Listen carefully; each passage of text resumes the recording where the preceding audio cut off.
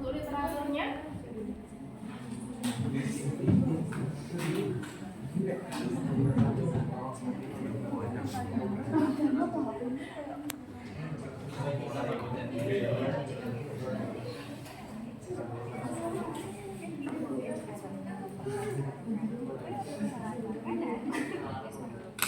Sehingga makanan tidak masuk ke tenggorokan. Sementara itu, pada waktu bernapas, epiglotis akan membuka sehingga udara masuk ke laring lalu menuju tenggorokan. Di bagian bawah epiglotis terdapat tulang rawan tiroid yang membentuk jakun yang lebih tampak pada laki-laki daripada wanita. Selanjutnya, trakea atau barang tenggorokan. Trakea bisa ditunjukkan untuk jurnalnya?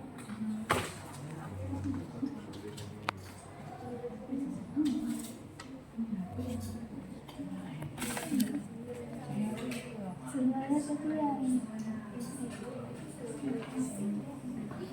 Tentang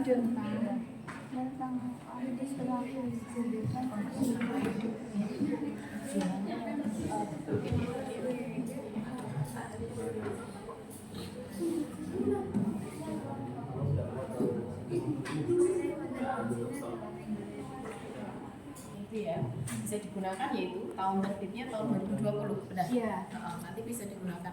Teman-teman yang di sini juga untuk daftar pustaka jangan lupa dicantumkan. Kemudian pencantumannya untuk daftar pustaka nanti kalian cari literaturnya 5 tahun, minimal 5 tahun ke belakang ya. Jadi mulai tahun 2019 sampai tahun 2024. Kalau kurang dari itu mending jangan dipakai ya. Oke? Oke, selanjutnya kelompok 2 nih. Kelompok 2 gimana? Untuk literaturnya yang kalian gunakan pakai apa?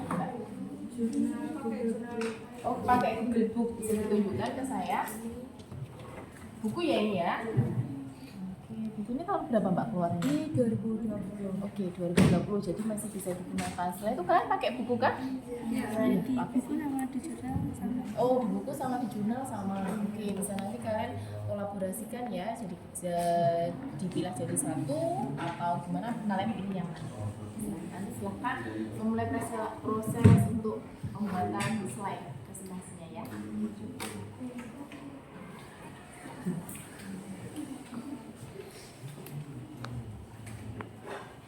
Untuk kelompok 3 nih, gimana pembagiannya atau literaturnya? Apakah mengalami kendala dalam mencari literatur?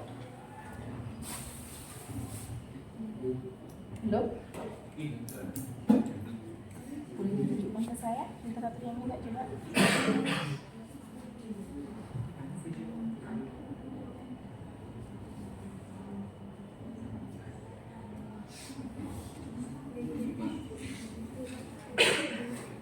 Pakai literatur yang tahun berapa ini?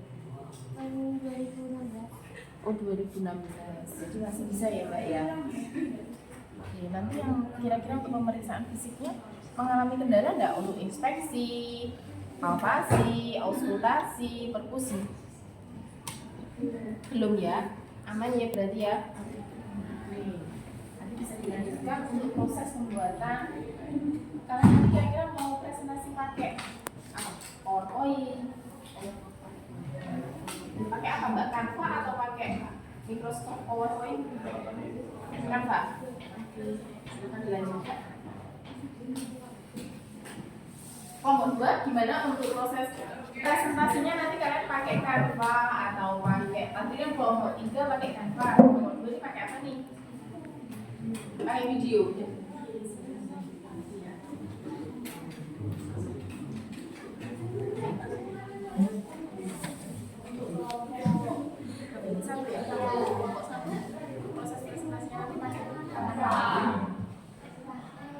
Nah, nanti sebelum kalian melakukan proses presentasi, tadi lupa kita kontrak kesepakatan untuk diskusi. Kira-kira kalian butuh waktu berapa menit? 20 menit ya? Ya. Jadi tadi sudah mulai berjalan, jadi tinggal nambah berapa 15-an sampai 10 menitan ya? Ya. Untuk menuangkan hasil pemikiran diskusi kelompok kalian dalam presentasi yang menghadapi. Silakan mulai berdiskusi.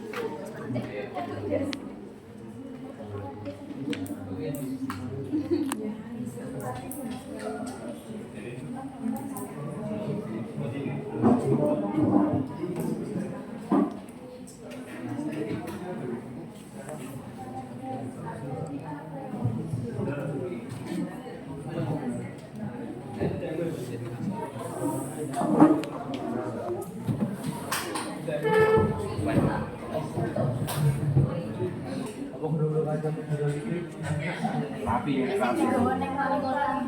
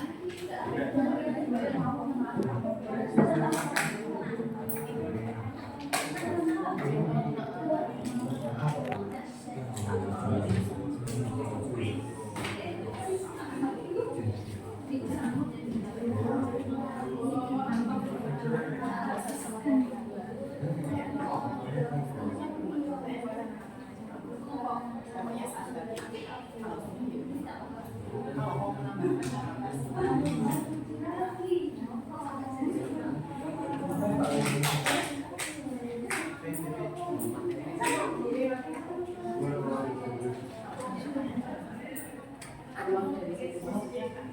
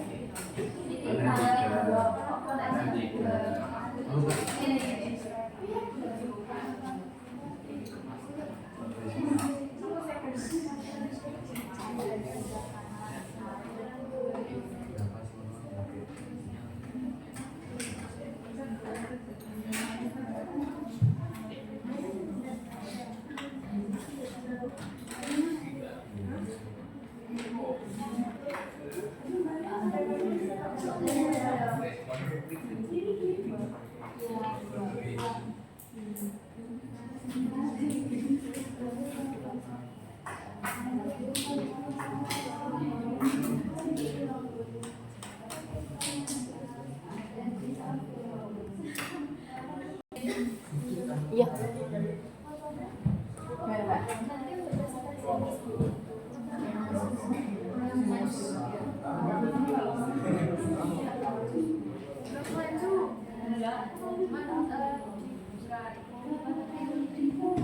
Biarin aja tapi ikut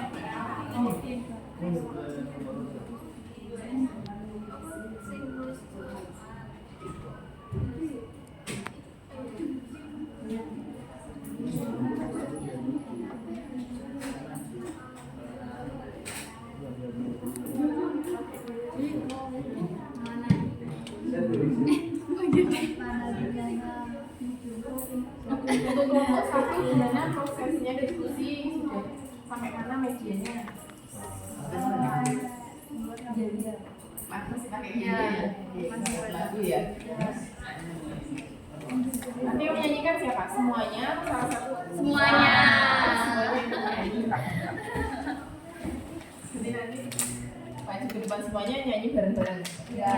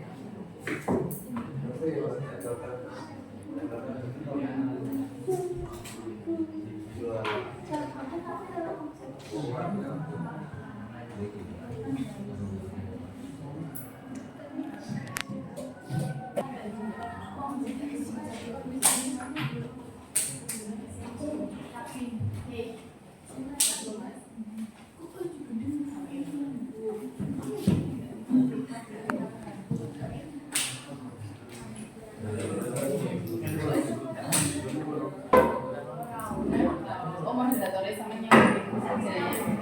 Terus saya kesimpulan gantian atau gimana? Gantian.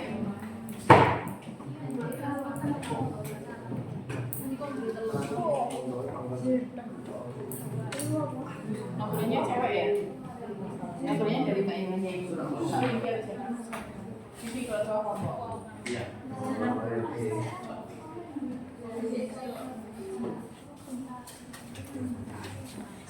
Kelompok 2 untuk yang belajarnya ada ya ini kelompok 3.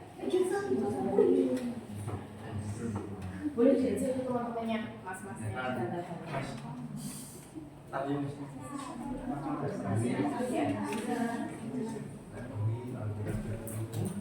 boleh jadi ketemunya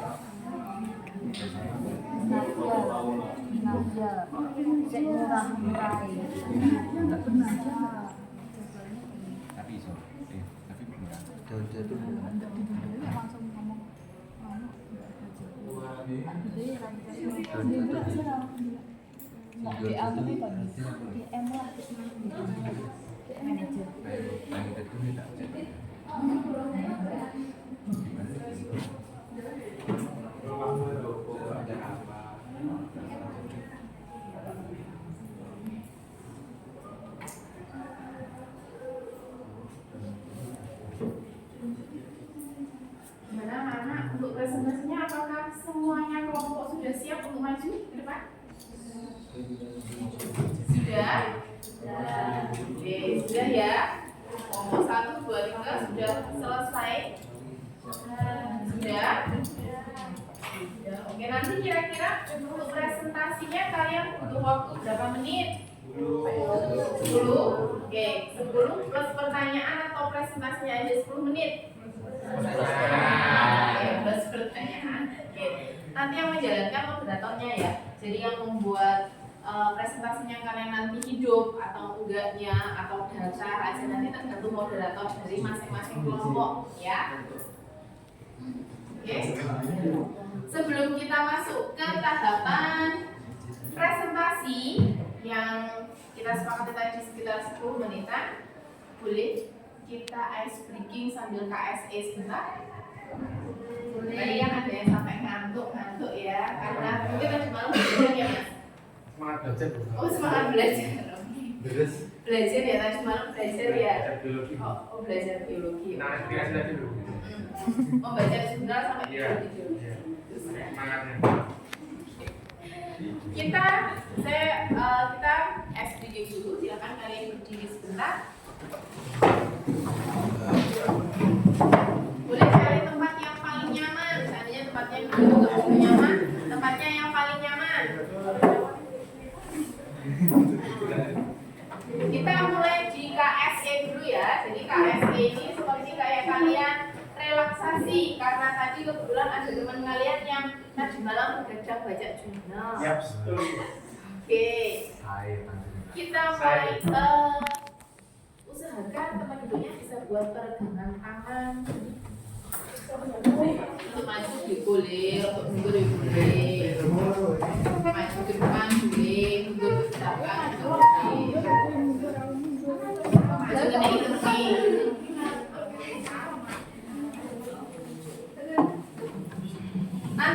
KSE-nya seperti jadi nanti kita KSE-nya mencoba rileks pakai pernapasan perut, pernapasan dada, dan pernapasan hidung. Ya, jadi nanti pakai pernapasan perut sama pernapasan dada. Saya kasih contoh gini, ketika saya sebenarnya ini kayaknya sudah sih di mata pelajaran olahraga atau di mata pelajaran yang lain. Ketika kalian inspirasi, saya hitung pakai angka aja ya, 1, 2, 3. Kalian inspirasi pakai hidung. Inspirasi berarti menghirup nafas pakai hidung. Kemudian ditahan sampai hitungan saya nanti. Kayaknya 5 sampai 10. Cukup ya. Setelah itu dikeluarkan atau dihembuskan pelan-pelan pakai mulut. Itu ya nanti ya. Kalau ada yang masih ngantuk boleh minum air putih biar menyegarkan otaknya, biar fresh, otaknya lebih fresh. Boleh izin dulu minum, silakan. Atau saya panggilnya teman-teman? Boleh kita mulai ya teman-teman? Oke, kita mulai. Inspirasi 1, 2, 3. Bernapas melalui hidung. Ditahan sampai hitungan ke-5. 1. Perutnya kempes ya. 2, 3.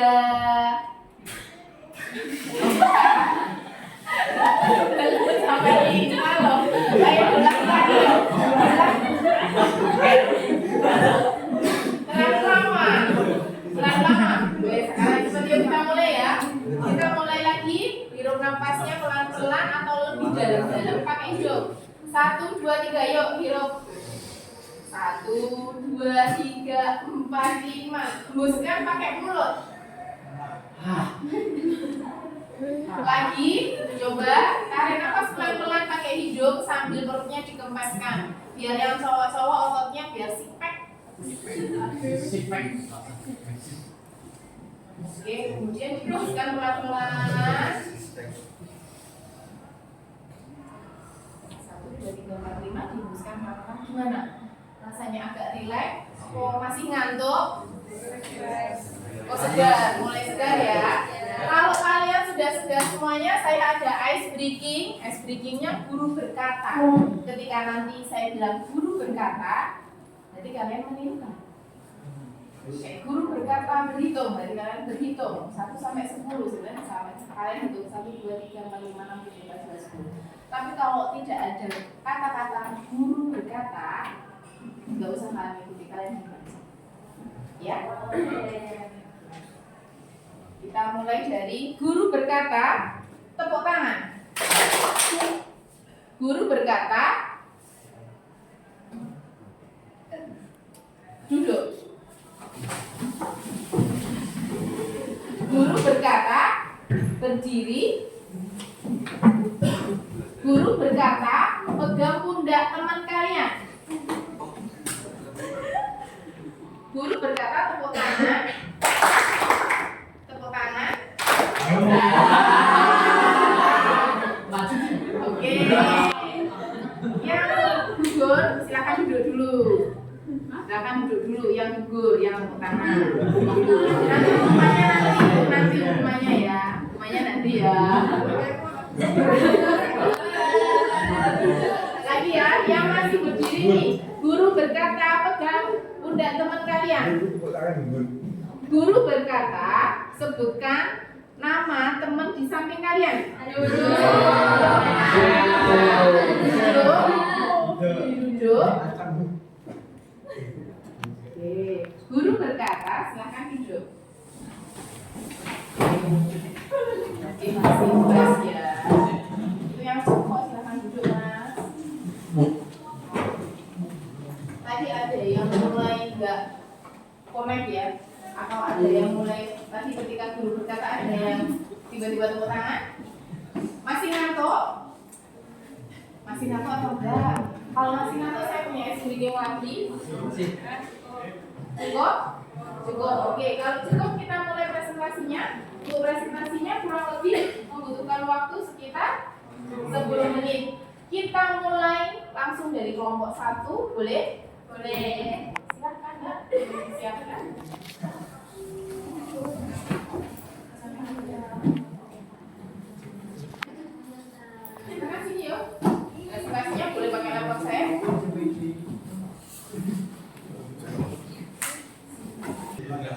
Oke,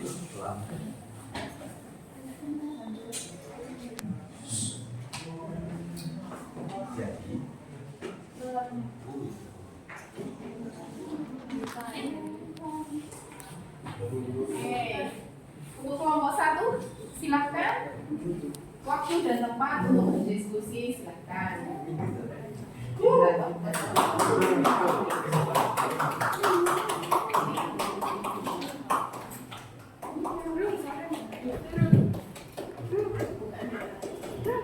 Ya, spek. Pokoknya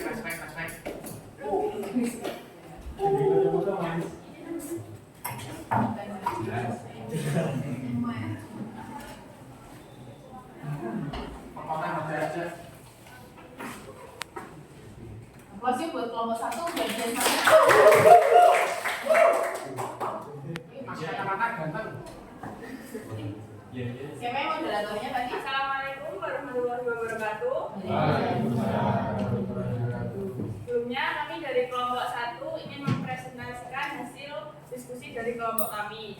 Sebelumnya perkenalkan terlebih dahulu, nama saya Nurul Fuada. Saya Muhammad Rizky. Saya Alex Dermica.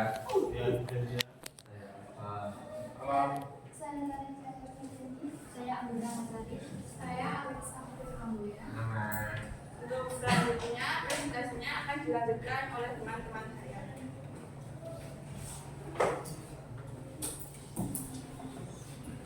Gitu. Oke, jadi judul presentasi dari kelompok kami kita bawakan dengan judul Sistem Pernapasan Manusia. Oke teman-teman, sebelum kita memulai presentasi hari ini supaya kita lebih fresh, otaknya lebih fresh karena kita ada beberapa lagu yang mungkin nantinya bisa membuat otak kalian fresh. Jadi nanti waktu presentasi materinya bisa masuk ke dalam otak. Jadi ini lagunya itu kita gunakan liriknya itu lagu dari Caca Marica. Mungkin di sini teman-teman udah banyak yang tahu ya lagunya Caca Marica. Ya lagunya yang gimana Kak Rizky? Bisa dicenang. Untuk lagu Caca Marica itu lagunya Mana di mana anak kambing saya. Oh, yang itu. Ya. Ya, Laura. Iya. Oke, nanti kalau semisal menyanyikan bisa dicontohkan dulu ya, kayak Contohnya gimana, Kak? bisa dicontohkan. Contohnya itu seperti liriknya sudah tertulis di sini. Ya, contohnya gimana? Contohnya 1, 2, 3. Hidung paling-paling, hidung bernapasan. Lanjut ke bawah, bronkus bronkiolus. Pertukaran gas ada di alveolus. Paru-paru dibagi, paru-paru dibagi. 3 di kanan Dan 2 di kiri. Sudah ya, sudah dicontohkan, jadi sudah ada gambaran. Saya sekali lagi. Oh ya, sekali lagi kita nyanyi bareng-bareng aja ya. Oke, 1, 2, 3. Hidung paling-paling, hidung bernapasan. Lanjut ke bawah, bronkus bronkiolus. Pertukaran gas ada di alveolus. Paru-paru dibagi, paru-paru dibagi. 3 di kanan dan 2 di kiri. Oke, sudah bisa Buat kelompok 1 ya. sudah jadi bisa dilanjut ke presentasinya ya. Baik. Oke, jadi sebelumnya kita harus tahu dulu nih apa sih pengertian dari sistem pernapasan. Jadi sistem pernapasan atau sistem respirasi adalah sistem organ yang digunakan untuk pertukaran gas. Jadi kalau semisal kalian menghirup udara, itu yang masuk adalah oksigen. Ketika kalian menghembuskan, itu yang keluar adalah karbon dioksida. Lalu sistem pernapasan umumnya termasuk saluran yang digunakan untuk membawa udara ke paru-paru di mana terjadi pertukaran gas.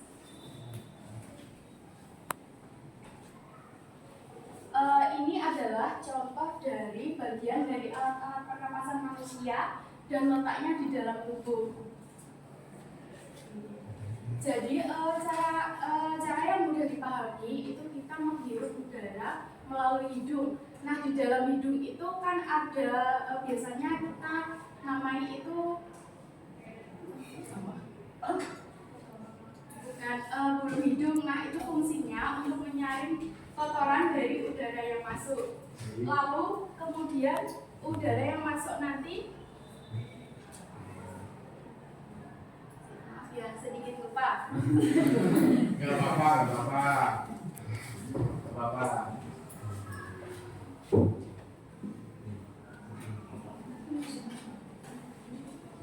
Nggak apa-apa.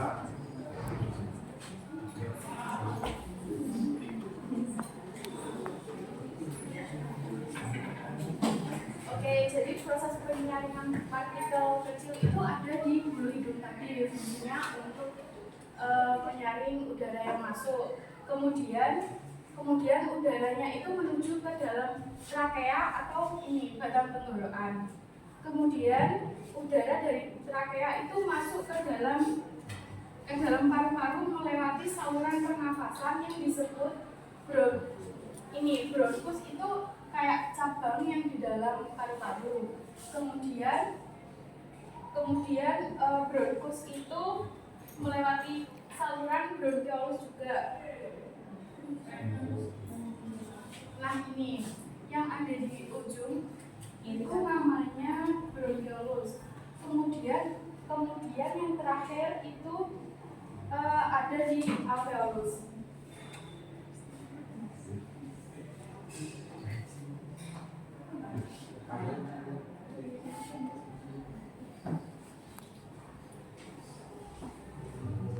Jadi dari bagian hidung, di dalam hidung itu ada tulang hidung. Tulang hidung itu di sini ya.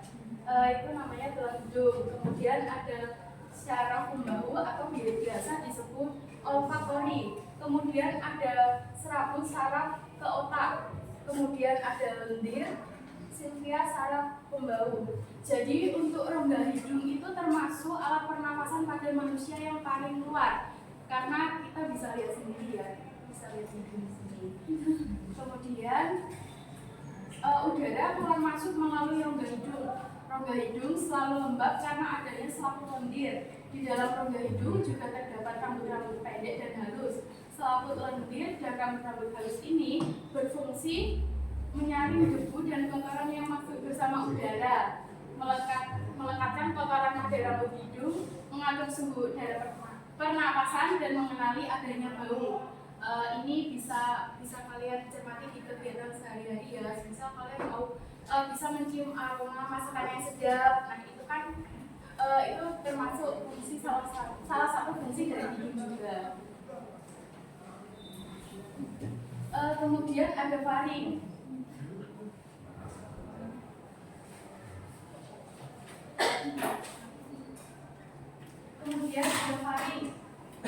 Dibagi menjadi nasofaring, orofaring, dan laryngofaring. Kemudian ada laring. Laring sering disebut dengan voice box atau kotak suara. Fungsi utama laring adalah untuk pembentukan suara sebagai proteksi jalan napas bawah dari benda asing dan untuk memfasilitasi proses terjadinya batuk.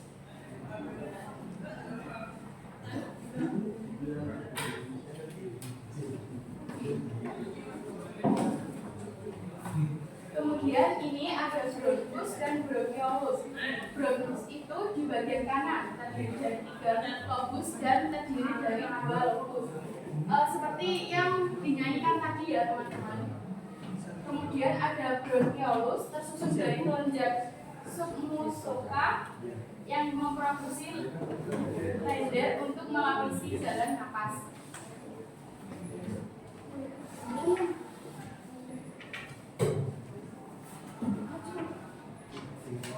Kemudian ada paru-paru. Paru-paru terletak pada rongga dada, berbentuk perutut yang ujungnya berada di atas tulang iga pertama dan dasarnya berada di diafragma. Paru-paru kanan dan kiri dipisahkan oleh ruang yang disebut mediastinum. Alveolus. Alkohol menyerupai serangkai buah anggur dan sel-selnya bersifat lentur. Kantong-kantong ini bersifat lentur karena dilumasi satu zat yang disebut sulfametal. Alkohol berjumlah 600 juta sehingga dapat memperluas permukaan paru-paru. Alkohol terdiri atas satu lapis sel epitelium tipis dan disinilah darah hampir langsung bersentuhan dengan udara yang berperan penting dalam pertukaran gas CO2 dari udara bebas ke sel-sel darah dan CO2 dari sel-sel darah ke udara.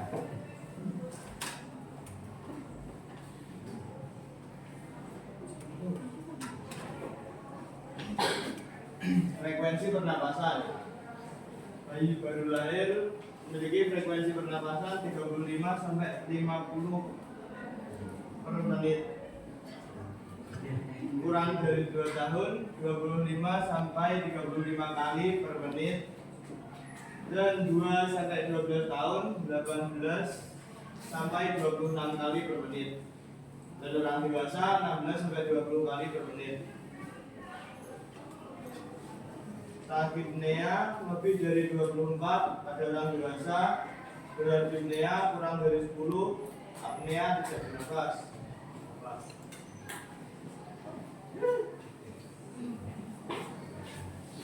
Oke, jadi sebelum kita tutup presentasinya, mungkin dari teman-teman ada yang ingin bertanya terkait materi yang dipresentasikan. Silakan. Perkenalkan, nama saya Haikal dari Suara. Di sini saya mau bertanya, dalam sistem pernapasan bagian apa yang berperan juga dalam sistem pencernaan? Baik, sebentar saya tampung dulu ya. Ya, terus yang lainnya Apa ada yang pertanyaan? saya Intan Purnama Nicola ingin bertanya, kapan bernapas lewat mulut yang diperlukan dan ada berapa kondisi di mana bernapas lewat mulut diperlukan?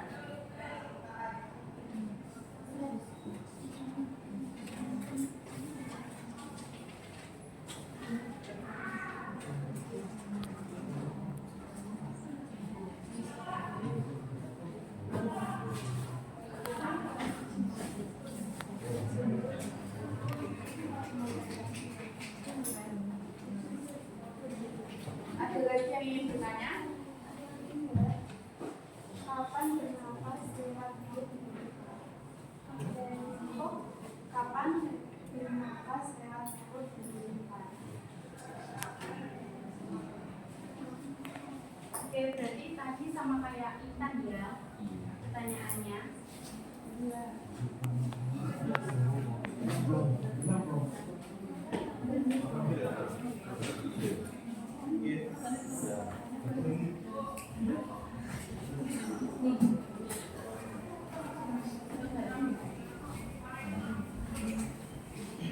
Jadi saya mau menjawab pertanyaan dari kita. Dalam sistem pernafasan, bagian apa yang berperan juga dalam sistem pencernaan? Itu ya pertanyaannya. Taring adalah saluran perantara untuk membantu sistem pernafasan dan sistem pencernaan berjalan dengan baik. Perlu diketahui, faring merupakan istilah medis dari tenggorokan. Faring dimulai dari bagian belakang rongga hidung yang terhubung ke bagian belakang mulut. Iya.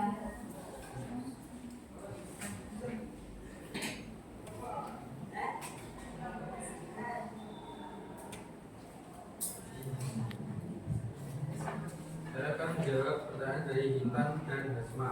Nah, Kapan bernapas lewat mulut dibutuhkan? Ada beberapa kondisi di mana bernapas lewat mulut diperlukan. Misalnya saat berolahraga instan atau ketika hidung tersumbat karena alergi atau infeksi. Dalam situasi ini, bernapas melalui mulut adalah cara alami tubuh untuk mendapat lebih banyak oksigen. Bagaimana? jelas. Apakah ada yang ditanyakan lagi? Apakah bisa kita gunakan inspirasi dan ekspirasi menggunakan mulut? Sebenarnya atau tidak? Sebentar ya.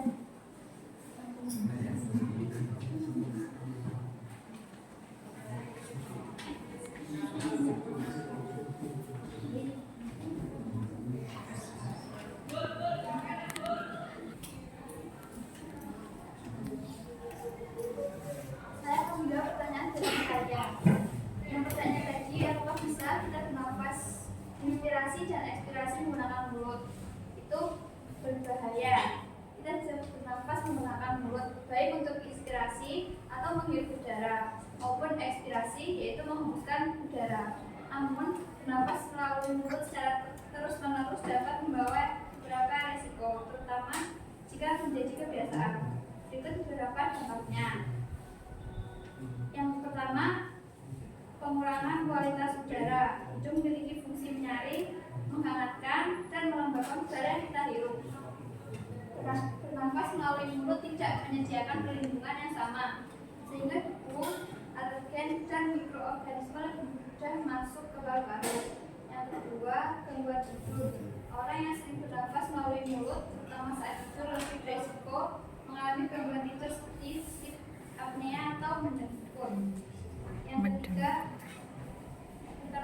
kekeringan mulut. Mulut akan lebih cepat karena tidak ada sistem kelembapan seperti pada hidung.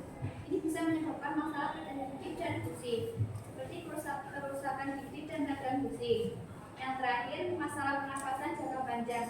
Jika bernafas melalui mulut menjadi kebiasaan, terutama pada anak-anak, ini dapat mempengaruhi perkembangan rahang dan gigi serta polio wajah.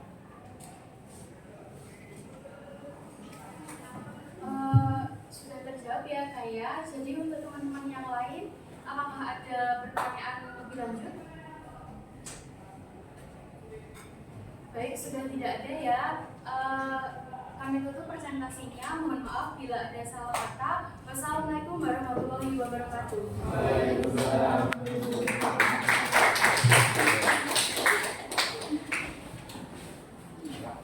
Hanya silakan untuk presentasi kelompok 2.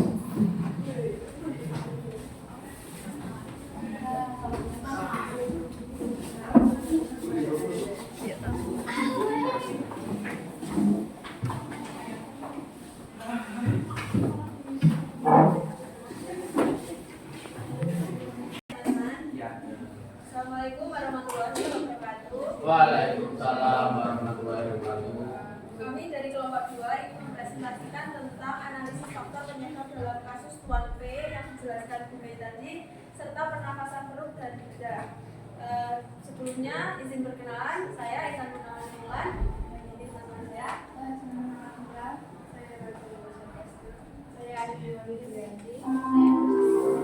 Saya Susia.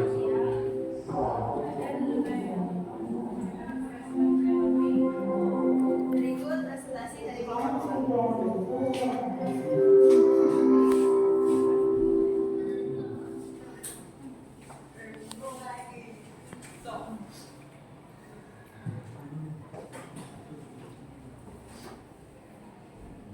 Dari kelompok kami izin presentasi dari kata-kata yang ingin dibicarakan. Jadi di sini kami menjelaskan tentang dispenia, sesak nafas dan orang napasan cuping hidung saat terjadi sesak nafas, maka hidung akan melakukan napas cuping hidung untuk memaksimalkan jumlah udara yang masuk ke paru-paru. Hal ini bisa terlihat dengan cuping hidung yang bagus dicontohkan oleh kita. Jadi hidungnya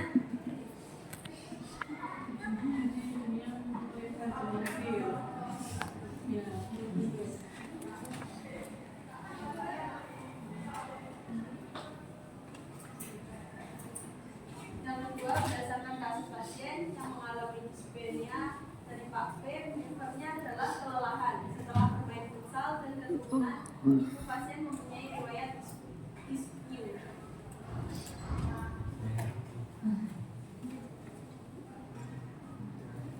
Dapat respirasi sistem.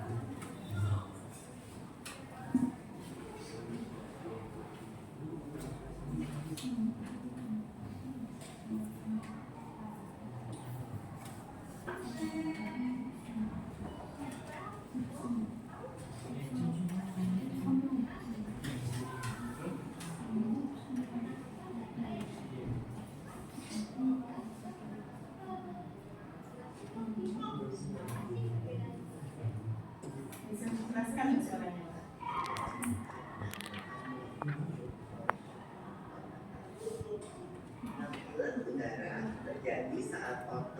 rusuk berkontraksi atau mengerut, sehingga tulang rusuk rapat ke atas menyebabkan rongga dada dan paru-paru membesar. Oh begitu, berarti pengeluaran udara terjadi saat otot antar rusuk berelaksasi atau mengendur. Saat itu, tulang rusuk turun ke posisi semula, menyebabkan rongga dada dan paru-paru mengecilkan. Ya, benar sekali. Lalu menurut kamu, bagaimana dengan pernapasan perut kita, Lula? Aku belum yakin banget sih, Vivo. Jelasin dong. Pernapasan perut terjadi karena gerakan otot diafragma yang hidup serta membatasi antara rongga dada dan rongga perut. Pengambilan udara terjadi saat otot diafragma berkontraksi. Posisi diafragma mendatar menyebabkan rongga dada dan paru-paru membesar. Berarti pengeluaran udara terjadi saat otot diafragma berelaksasi. Posisi diafragma bertumbuh ke atas, lalu menyebabkan rongga dada dan paru-paru mengecil. You're right, Lula.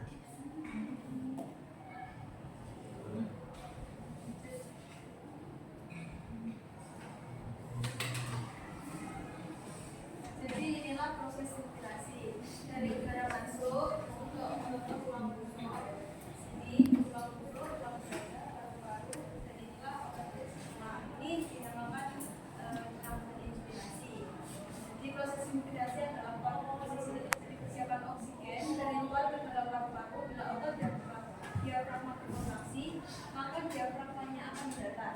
Pada waktu inspirasi maksimum, otot antar tulang rusuk berkontribusi sehingga tulang rusuk berangkat ke atas ini akan menangani besar berbeda.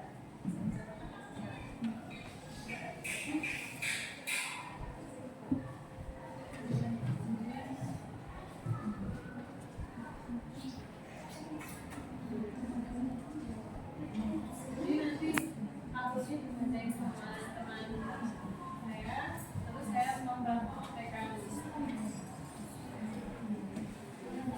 Jadi dipraktekkan sama siswa ya, mekanisme melakukan dada dan perut. Jadi pelakukan dada itu yang pertama ada udara di dada hidung. Lalu yang kedua, otot antara tulang rusuk berkontraksi. Lalu yang ketiga, tulang rusuk terangkat. Lalu yang keempat, rongga dada mengembang. Lalu yang kelima, paru-paru membesar dan tekanan udara di dalam paru-paru semakin rendah. Yang keenam, udara dari luar masuk. Yang ketujuh, saat membuang nafas, otot antara tulang rusuk akan relaksasi. Yang berikutnya adalah pernapasan perut. Yang pertama, otot diafragma berkontraksi. Lalu yang kedua, volume rongga dada membesar sehingga tekanan udaranya mengecil. Lalu yang ketiga, paru-paru mengembang dan mengakibatkan tekanan udara lebih kecil dari tekanan udara atmosfer. Yang keempat, udara pun bisa masuk.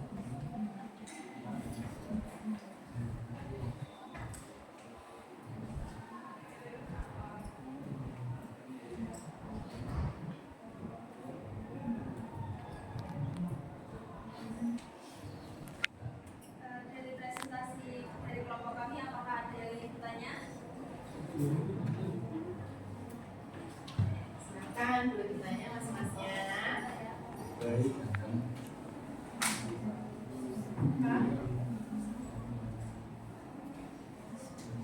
Apa banyak dari fungsinya? Kata menurut pacarnya temanya. Menurut kelompok pasien, saya waktu itu mengalami masalah kesehatan apa?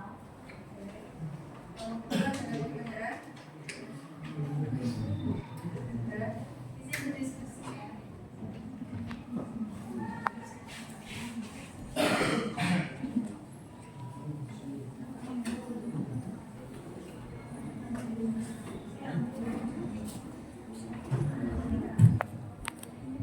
Penyebab dari flu itu dapat disebabkan oleh berbagai kondisi seperti masalah pernafasan, asma, bronkitis, PPOK, infeksi paru-paru, lalu masalah jantung, gagal jantung, serangan jantung, dan aritma, atau kondisi lain seperti anemia, obesitas, dehidrasi, dan reaksi alergi.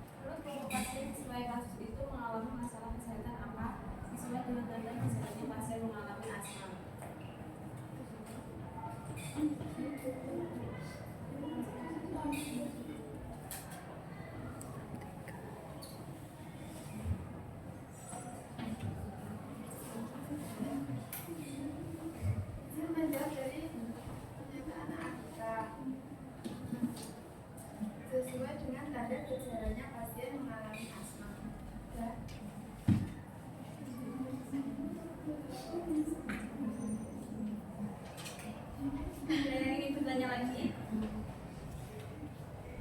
Sekian presentasi dari kami.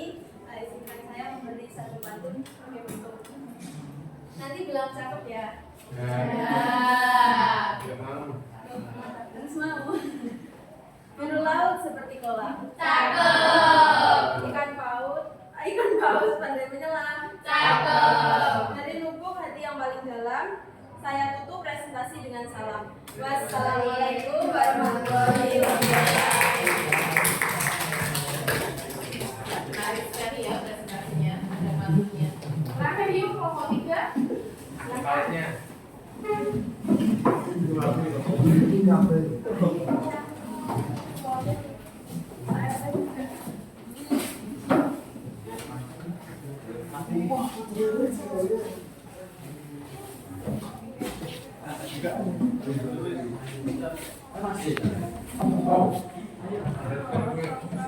Assalamualaikum warahmatullahi wabarakatuh. Perkenalkan di kelompok 3 akan mempresentasikan tentang pemeriksaan fisik terkait kondisi pernafasan. Sebelum dimulai kita kenal dulu, nama saya Dita Cinta. Nama saya Iqbal Belajar Kerja. Saya bisa. Saya PIB Belajar. Saya Santo. Saya Dimas.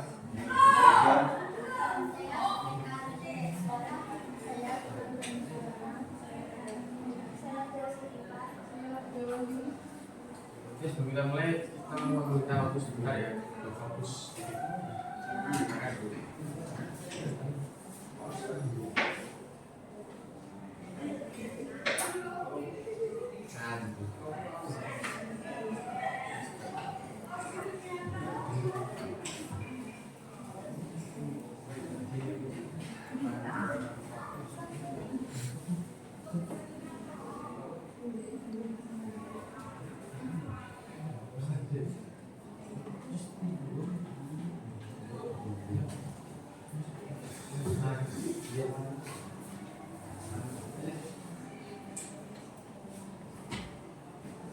Yang pertama yaitu nafas. Sistem pernafasan. Udara yang dihisap melalui hidung atau mulut masuk ke paru-paru dan dikeluarkan kembali dari paru-paru. Yang pertama anatomi dan fisiologi. Kenali yang normal dahulu agar tahu mana yang tidak normal.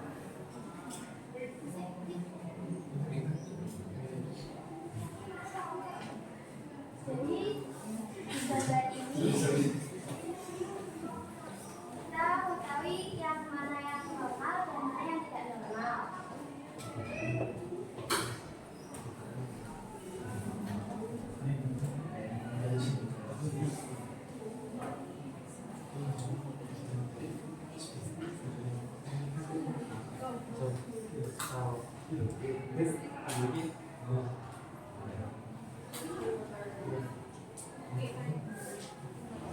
Teknik pasien bisa meninggalkan baju, lalu posisi pasien duduk, berdiri atau berbaring. Berikan penjelasan pasien dan catat pemeriksaan dari depan, samping atau belakang.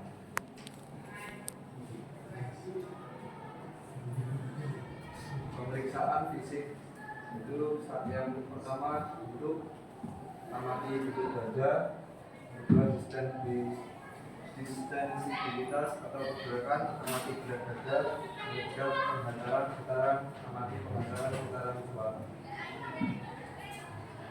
Tiga pemeriksaan fisik untuk beberapa tidak hidung, mata, kulit, perubahan bentuk dada, volume mengecil, atelektasis, fibrosis, volume membesar, emfisema atau BPOK, dua evosi TK, pneumotorak,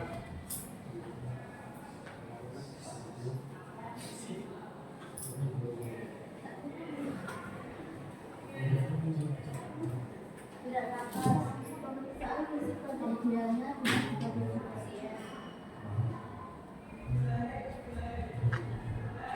Kalau pasien tidak nafas yang pertama, akan berbuat telapak tangan pada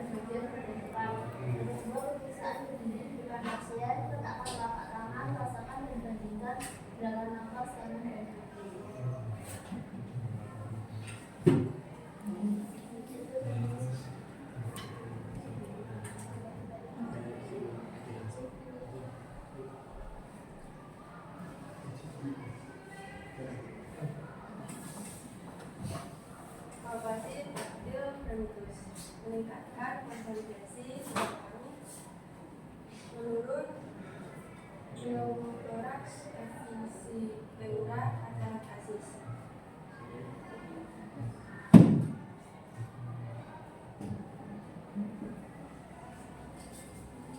Ada teknik perkusi, ada macam A, B, C, dan D. Jadi juga dibuat ada teknik perkusi dapat dalih pada bentukan apa saja. 5 deh. Next.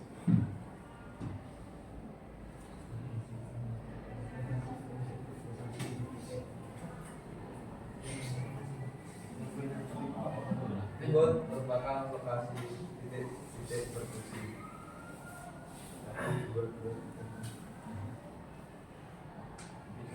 Dan inilah yang akan belakang.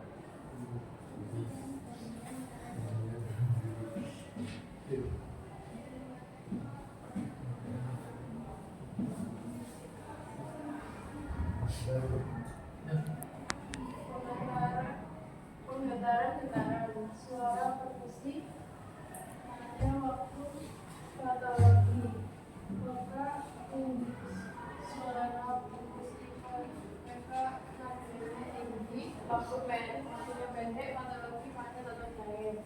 Suara perkusi redup nada tinggi, waktu pendek, patologi udara normal. Suara perkusi normal, nada normal, waktu normal, patologi normal. Suara perkusi hiperdisonar, nadanya rendah, waktu panjang, patologi udara normal. Suara perkusi timpani, nada rendah, waktu lama, patologi udara saja.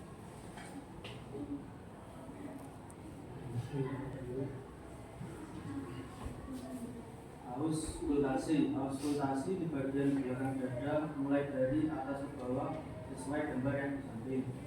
Perhatikan perubahan suara, tentukan secara pasti lokasi perubahan suara, catat suara yang didapatkan pada waktu auskultasi.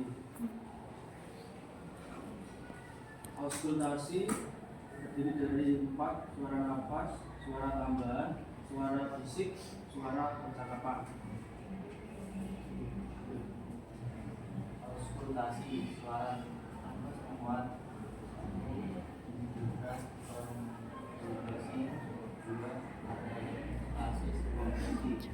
suara nafas menguat,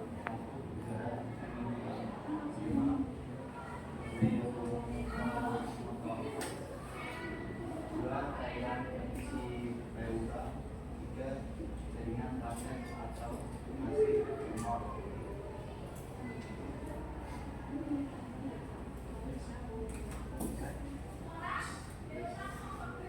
Oke, terima kasih dari bapak kami. Mungkin ada yang ingin ditanyakan.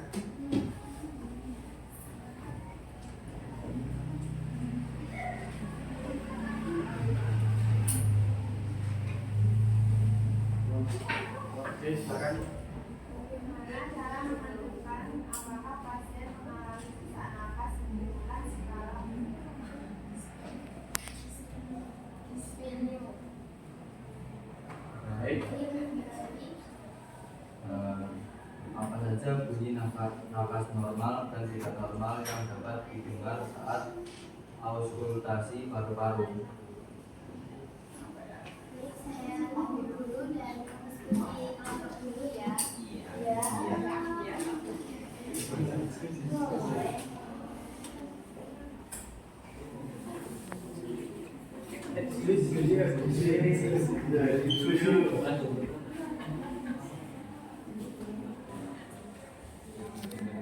Jawabannya untuk menilai tingkat keparahan sesak napas berdasarkan observasi klinis dan keterangan pasien. B, Mas. Maksudnya? B, Mas. Saya ingin menjawab pertanyaan dari Aspa, yaitu apa saja bunyi nafas normal dan tidak normal yang dapat didengar saat auskultasi paru-paru. Untuk bunyi nafas normal yaitu ada vesikuler, bronchial, bronkovesikuler. Dan untuk bunyi nafas abnormal ada wheezing, thrush atau breathless, strident, Beyond dan Plantar Friction Room. Mana Mbak Mas Fayat bisa jawab? Oke, sekian dari kami. Maaf jika ada salah kata dan mohon maaf. Apa sih? Wassalamualaikum warahmatullahi wabarakatuh.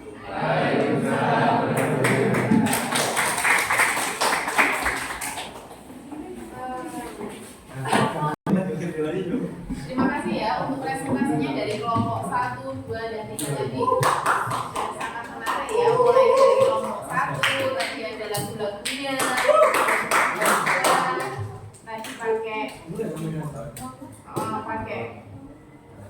audio, kemudian dari kelompok 3 juga presentasinya sangat menarik ya. Tadi kelompok 2 juga pakai pantun-pantun ya.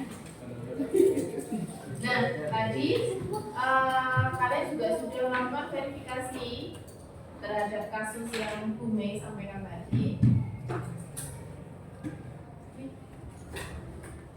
Ngantuk? Lumayan. Kita estimasi sebentar saja ya, biar nggak ngantuk. Ketika saya bilang 1, tepuknya 1 kali. Kalau 2, 2 kali. 3, tidak tepuk. Ya. Apa? 1 itu tepuknya 1 kali. Kalau 2, 2 kali. Kalau 3, tidak tepuk. Oke, kita mulai dari 3. 1, 2, 3. 1, 3, 2, 1, 3, 2, 2, 3. Oke, konsentrasi.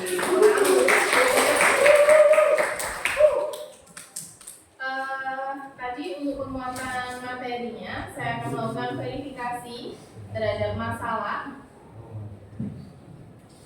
yang sudah saya buat. Untuk menambah wawasannya kalian tentang materi dari anatomi fisiologi, nanti kalian bisa mengerjakan melalui LKPD yang nanti saya kirim melalui WhatsApp di grup. Ini nanti langsung saya share di grupnya kalian, jadi bisa kalian kerjakan di rumah atau ketika nongkrong di kantin, silahkan kerjakan. Waktu lenggang bisa kalian kerjakan. Kemudian saya akan melakukan verifikasi sesuai dengan kasus dari kelompok 1 tadi. Bagian organ dari respirasi ada hidung, faring, trakea, bronkus, dan bronkiolus. Kemudian ada paru-paru dan alveolus.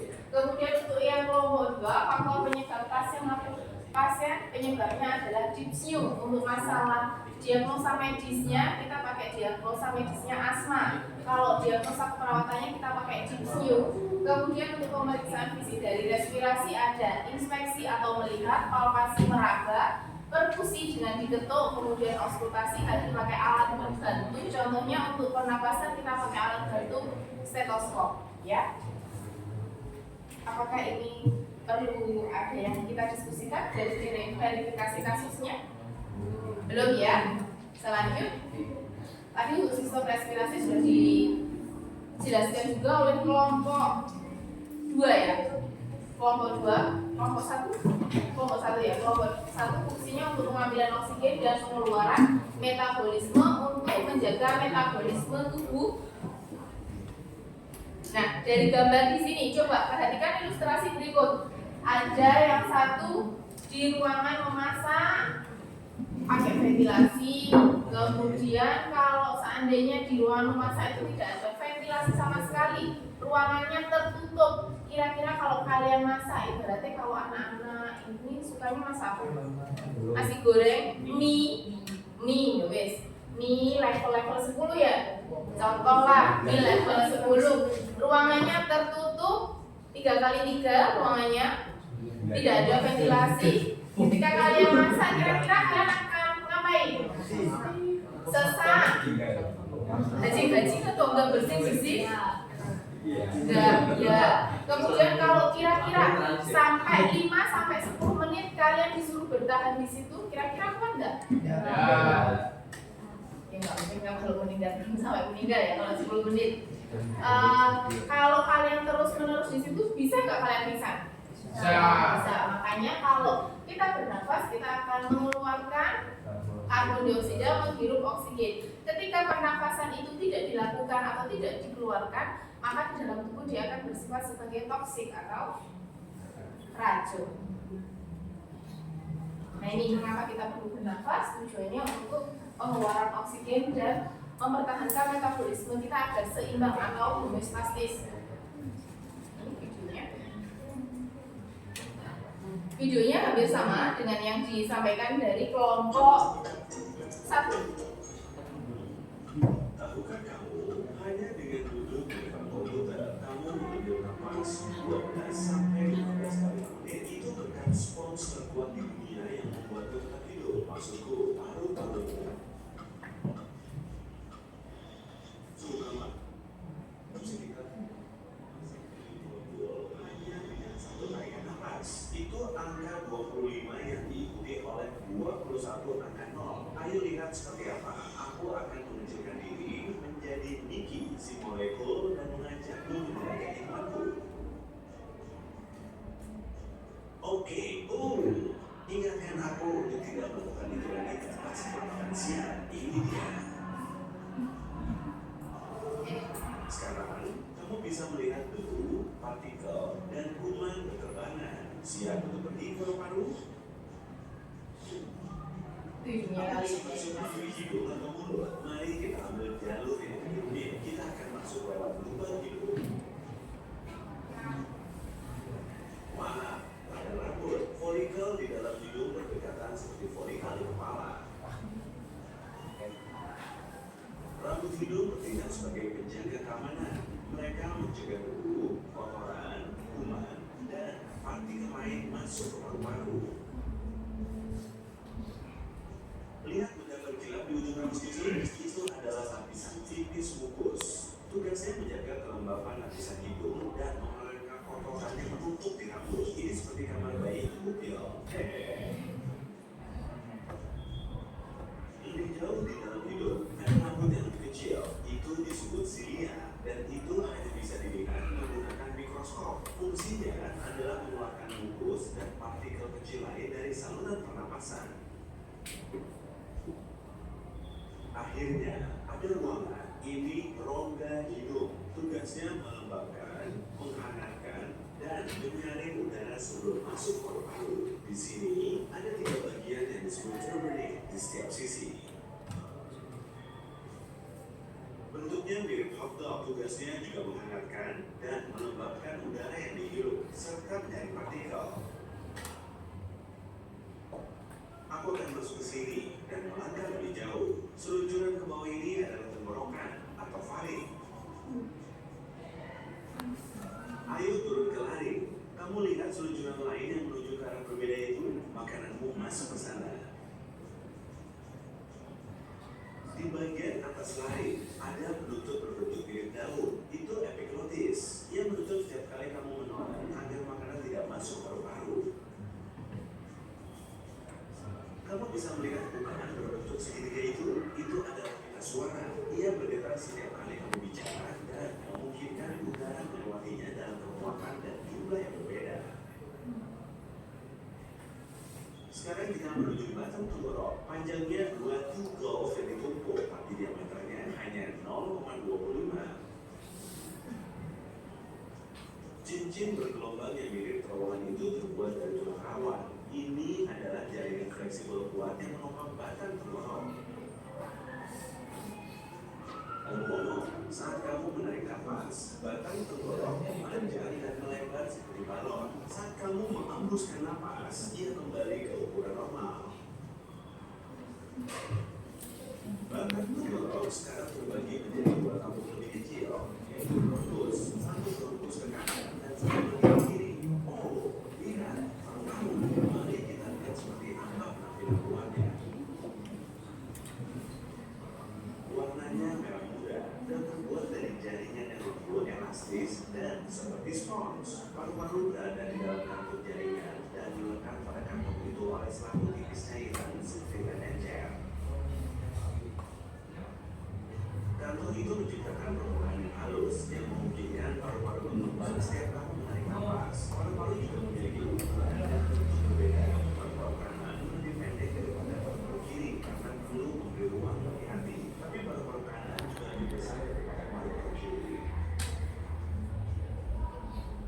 Di sebelah kanan ada 3 lobus atas, tengah, dan bawah. Di sebelah kiri hanya ada lobus atas dan bawah. Ada lekukan di paru-paru kiri. Disitulah jantung mengintip. Halo, kamu malu ya?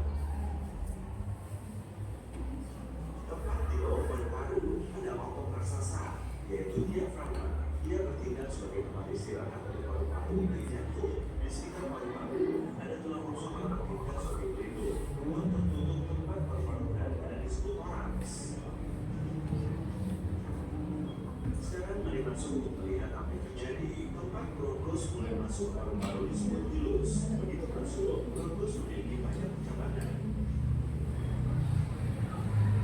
Seperti berada di dalam batang pohon yang bergerak dengan cabang kecil. Oh, tunggu dulu, apa yang terjadi di sini? Diafragma berubah. Sudah ya. Tadi juga sudah disampaikan dari kelompok 1 hampir sama pokoknya kayak materinya. Kemudian di sini saya akan melakukan verifikasi terhadap kasusnya. Ada pernapasan internal sama eksternal. Perbedaannya, kalau pernapasan eksternal disebut dengan pulmonary ventilation. Kemudian untuk pernapasan internal biasanya digunakan untuk pernapasan sel. Organnya tadi juga sudah ada hidung, kemudian ada faring. Untuk kafum nasal ini kalau bahasa kalian sehari-hari namanya rongga hidung ya. Kalau bahasa medisnya nanti kalau ketika kalian PKL, bentar lagi kan kalian PKL nih. Nanti kalau ada yang teman-teman perawat atau teman-teman dari dokter atau teman-teman dari yang lain yang punya kafum nasal, jangan kaget kalau itu adalah rongga hidung. Nah, untuk fungsi hidung tadi juga sudah disebutkan untuk menghangatkan dan melembabkan udara pernapasan. Yang kedua ada faring, dibagi menjadi 3, nasofaring, orofaring, dan laryngofaring. Kemudian tonsil. Nah, biasanya untuk tonsil ini ada infeksi di sini namanya tonsilitis. Kalau ini pula tadi yang membuka dan menutup ketika kalian makan sambil, biasanya kan kalau kalian makan sambil ngobrol, kira-kira yang terjadi apa? Keselak, bahasa medisnya tersedak.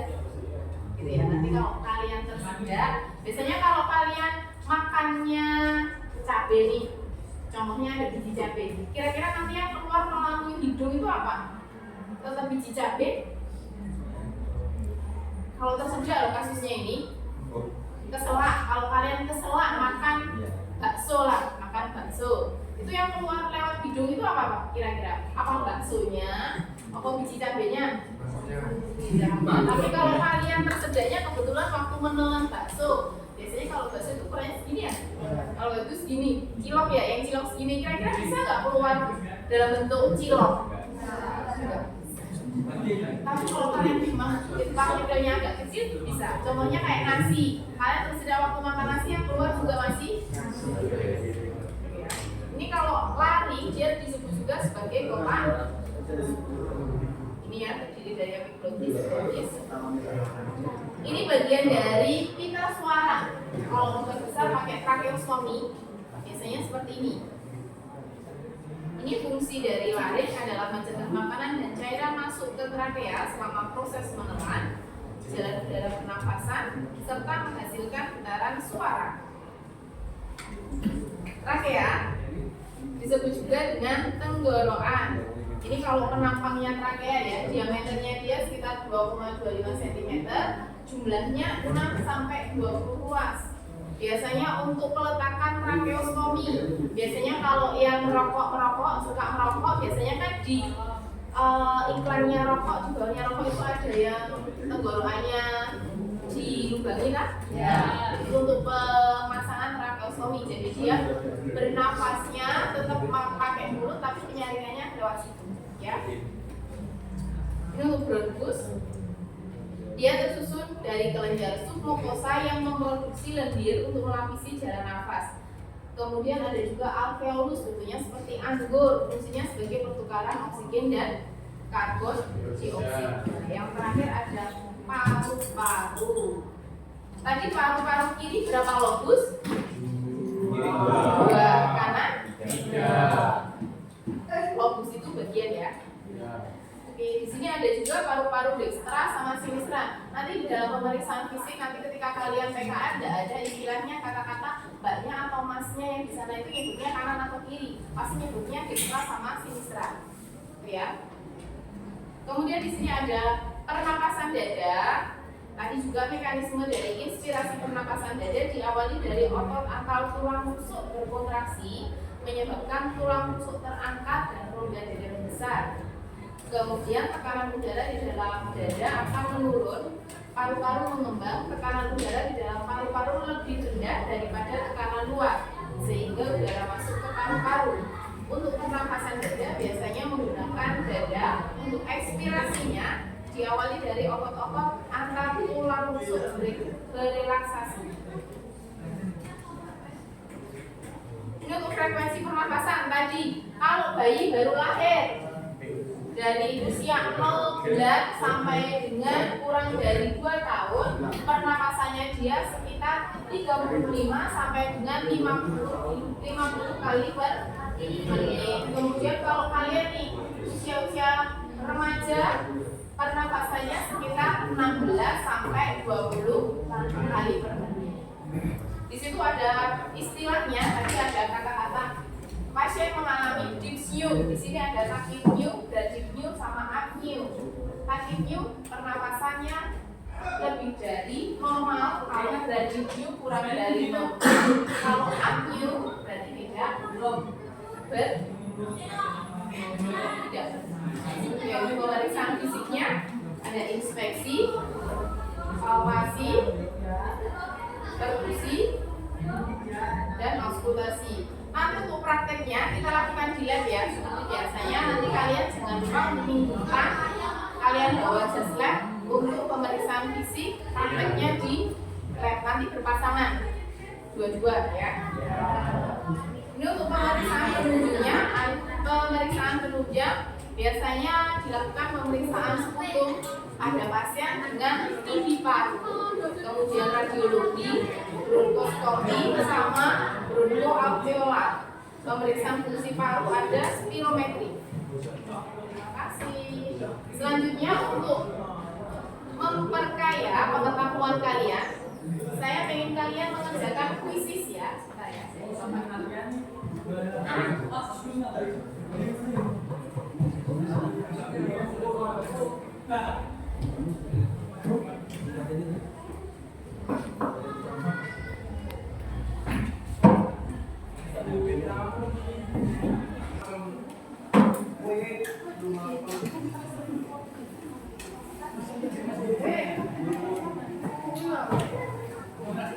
Silakan join kuisisnya. Kodenya 920831.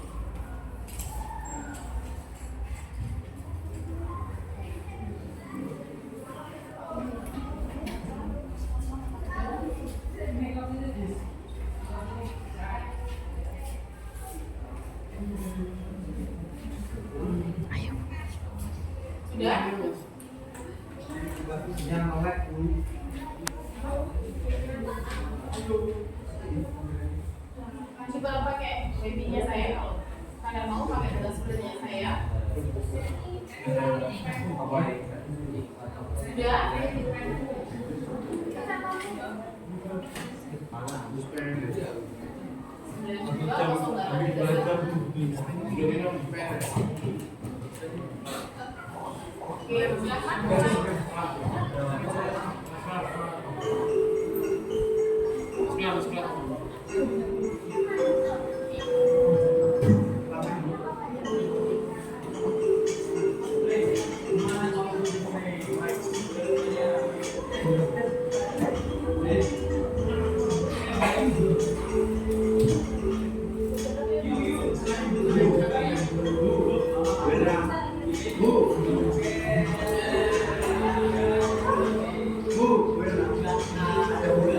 Udah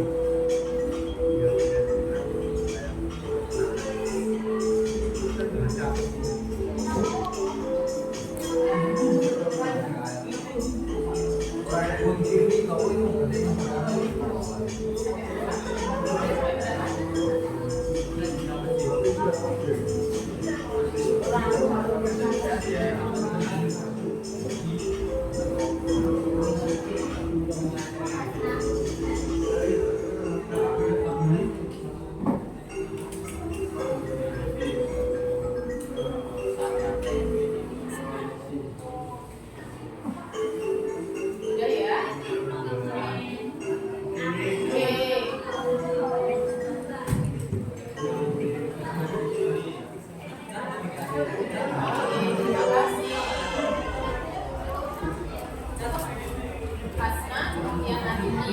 Nah, sebelum kita mengakhiri pembelajaran kita hari ini tentang anatomi fisiologi sistem pernapasan, boleh saya dibantu untuk menyimpulkan pembelajaran kita hari ini, Mbak Nurul?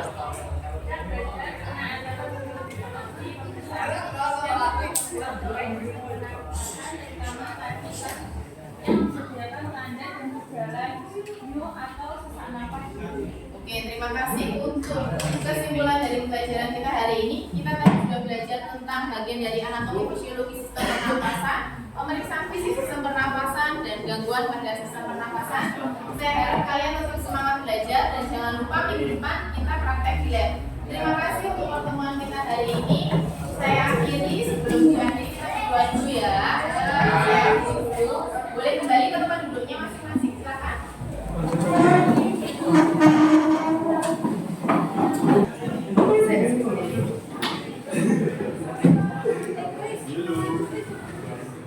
Untuk pertemuan kita hari ini, terima kasih. Silakan boleh dipimpin untuk berdoa. Sebelum kita pada ini, kemarin kita berdoa seluruh tabungan dan keinginan masing-masing. Doa mulai.